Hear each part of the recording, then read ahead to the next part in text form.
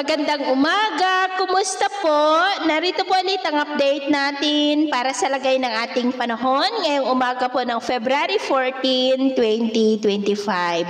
Sa ngayon po ay easterlies pa rin ang dominanteng hangin na umiihip sa malaking bahagi ng ating bansa mula silangan ng Luzon, Visayas at Mindanao. Ang hanging amihan ay nandyan po ngayon sa may extreme northern Luzon at northern part ng northern Luzon. At sa ating long range forecast ay wala pa rin naman pong bagyo na namamataan na tatawid sa ating kalupaan for the next 2 weeks. At sa lagay ng ating panahon, ngayong madaling araw ay maayos ang panahon sa malaking bahagi ng ating bansa, pero may chance pa rin ng mga isolated rain sa ilang bahagi ng Cagayan, Quezon, Romblon, Oriental Mindoro, Masbate, Camarines Sur, Sorsogon, Catanduanes, Aklan, Northern Cebu, Leyte, Samar Provinces, Caraga at ilang bahagi po ng Davao. At mamaya ay sisikat po ang araw sa malaking bahagi ng bansa, pero may chance pa rin ng cloudy skies with isolated rain sa ilang bahagi ng Quezon, Romblon, Catanduanes, Legazpi,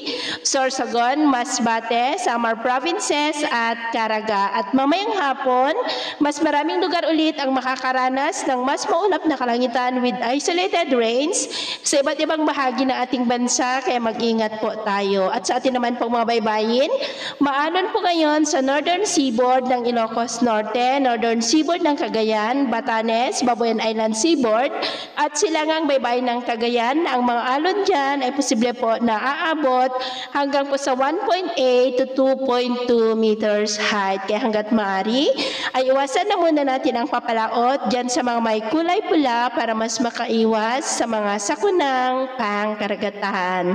So ito po ang latest update natin sa araw na ito. At ako muli si James na nagsasabing sa kahit anong pagsubok po na darating sa ating buhay, huwag po tayong mawawalan ng pag-asa. Thank you and God bless!